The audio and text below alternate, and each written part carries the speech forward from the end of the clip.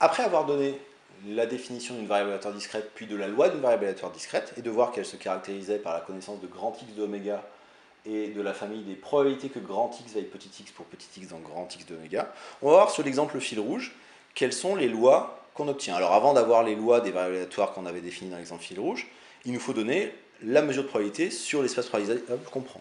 Alors on ne l'avait pas détaillé dans le chapitre sur les espaces probabilisés généraux parce que c'est quelque chose de compliqué, mais on avait vu que si je prenais T, l'attribut engendré par les événements Fk, il existait une unique mesure de probabilité sur T qui vérifiait que si P est entre 0 et 1, la probabilité d'avoir face à certains rangs de lancers 2 à 2 distincts et pile à certains autres rangs de lancers 2 à 2 distincts, c'était P puissance S, puisque en gros j'ai pile à chaque fois, et 1 moins P puissance R. Et bien avec ça, je vais regarder les lois des différentes variables aléatoires qu'on a vues. Alors x1, je rappelle que x1, c'était la variable aléatoire qui valait le résultat du centième lancé. Donc c'était soit pile, soit face. Eh bien, la probabilité que x1 vaille pile, c'était la probabilité de f 100 bar, qui par cette définition vaut p. Et la probabilité que x1 vaille face, c'était la probabilité de f 100, qui vaut 1 moins p, par cette propriété-là. Pour x2, c'était une variable aléatoire qui valait 1 si les résultats des premiers et deuxième lancers étaient identiques, et 0 sinon. Donc on a dit que on avait x2, les deux oméga qui valaient l'ensemble 0 et 1. La probabilité que x2 vaille 1, c'est avoir le même résultat au premier et au deuxième lancer, donc c'est la probabilité de f1 inter f2 union f1 bar inter f2 bar. L'union est disjointe, donc j'ai un plus. Et la probabilité de f1 inter f2, c'est ici deux faces, c'est 1 moins p au carré. Et la probabilité d'avoir f1 bar inter f2 bar, la probabilité d'avoir deux piles, c'est p carré. La probabilité que x2 vaille 0, alors soit vous dites que c'est le complémentaire de x2 égale 1, puisqu'il n'y a que deux valeurs possibles et vous prenez 1 moins ça, soit vous dites que x2 égale 0, ça veut dire face puis pile ou pile puis face. Vous avez un plus, vous avez en fait ici 1 moins p fois p, plus p fois 1 moins p, donc vous avez 2p fois 1 moins p. De même pour x3 et x4.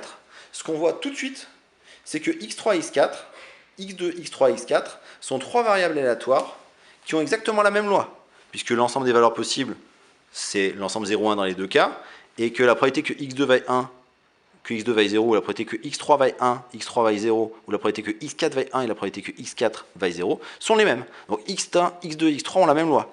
Pour autant, elles ne sont pas égales. Parce que par exemple, si je prends oméga, la suite de lancers qui commence par pile, pile, face, et puis après je ne sais pas quoi, x2 vaut 1 puisque les résultats au lancer 1 et 2 sont identiques, alors que x3 vaut 0 parce que les résultats au lancer 1 et 3 sont différents, et x4 vaut 0 parce que les résultats 2 et 3 sont différents. Et puis si je prends oméga prime, la suite de lancer dont les résultats sont pile, face, pile, je vois que x2 de oméga prime vaut 0 puisque les résultats au lancer 1 et 2 sont différents, x3 de oméga prime vaut 1 parce que les résultats des lancers 1 et 3 sont identiques, et x4 de oméga prime vaut 0 parce que les résultats au lancer 2 et 3 sont différents. Donc ne pas penser que des variables aléatoires qui ont la même loi sont forcément égales. Ça, c'est absolument pas vrai.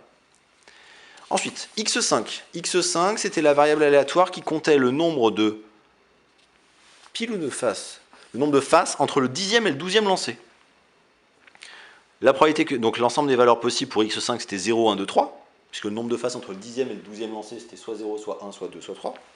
Quand est-ce que x5 vaut 0 ? X5 vaut 0 quand je n'ai que 3 piles au 10e, donc c'est f12, inter f11, inter f12. Et la probabilité de f10, inter f11, inter f12, vu la définition de la probabilité que j'ai prise sur oméga t, ça fait p au cube. Un seul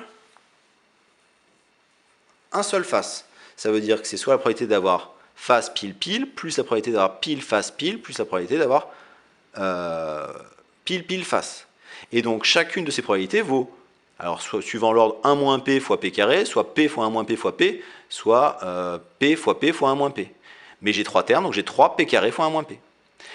La probabilité que x5 vaille 2, je dois avoir deux faces. Donc soit j'ai pile face face, soit j'ai face pile face, soit j'ai face face pile.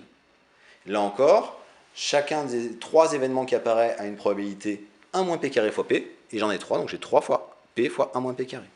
Et x5 vaut 3, donc quand est-ce que j'ai 3 faces ? Quand j'ai f10 inter f11 inter f12, ce qui va arriver avec probabilité 1 moins p au cube.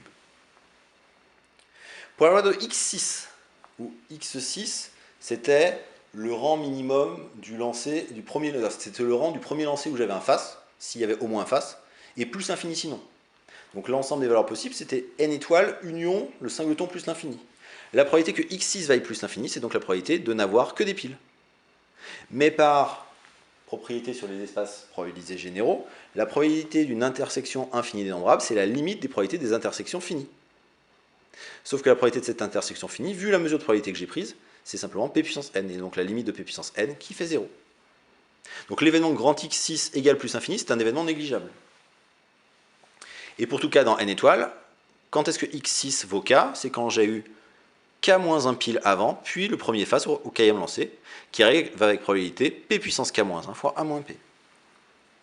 Alors, une remarque, c'est que si j'avais posé x'6 qui a oméga associé à la même chose s'il y avait au moins un phase dans la suite de lancer, mais 0 si l'ensemble des cas dans une étoile tel que oméga égale face était vide, eh bien on aurait eu que x6 suivait la même loi que x'6. Et pourtant, j'aurais eu x6 de oméga différent de x'6 de oméga, puisque x6 d'oméga c'était n étoile union singleton plus l'infini, alors que x6 d'oméga c'était n étoile union singleton 0, donc c'était grand N. Mais en fait, dans un cas comme dans l'autre, la seule différence se passe sur un événement qui est de probabilité nulle. Donc ça ne change rien du tout à la loi, parce que donc pour tout x dans grand N union plus l'infini, la probabilité que x6 égale petit x est égale à la probabilité que x'6 égale petit x, donc elles ont bien la même loi. Et en fait, ce qu'on dira, c'est que x6 comme x'6 sont presque sûrement à valeur dans n étoiles. C'est-à-dire que la probabilité que grand x6 appartienne à n étoiles, c'est la probabilité que grand x'6 soit égal à n étoiles, c'est-à-dire 1. C'est-à-dire qu'on évacue ce cas-là qui est de probabilité nulle. Donc là, pour x6, j'ai x6 d'oméga qui vaut n étoiles union singleton plus infini, avec probabilité que x6 égale plus infini qui vaut 0, et x'6 de oméga qui vaut grand N avec la probabilité que x'6 égale 0 égale 0. J'aurais pu prendre encore une autre convention, faire autre chose si je n'avais que des piles dans la suite de lancer. Donc ce qui compte, c'est pas tant grand X de oméga, ce qui compte c'est surtout ce qu'on appelle le support de grand X. Le support de grand X, c'est l'ensemble des X dans E, tel que la probabilité que grand X égale petit x soit strictement positive, qui est un ensemble qui est inclus dans grand X de oméga. Et en fait, ce qui se passe, c'est que le support de grand X n'est pas forcément un système complet d'événements, parce que ici, pour grand x6 comme grand x'6, leur support serait grand n étoile. Or, ce n'est pas un système complet d'événements, parce que l'événement, il n'y a que des piles, donc l'événement grand x6 égale plus l'infini ou grand x'6 égale 0, n'appartient pas à ça. Mais en fait, l'ensemble des grand x égale petit x pour x dans le support est un système quasi complet d'événements. En effet,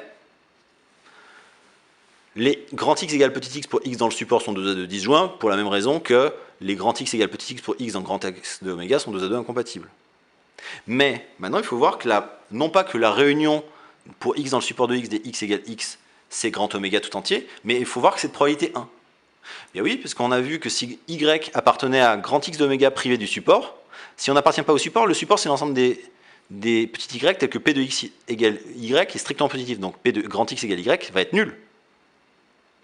Mais comme la probabilité de l'union des x dans grand x d'oméga des x égale x, c'est la probabilité de oméga qui vaut 1, mais ça vaut aussi la probabilité de l'union des grand x égale x pour x dans le support, plus la probabilité pour l'union des grand x égale petit x pour x qui sont dans grand x de oméga privé du support.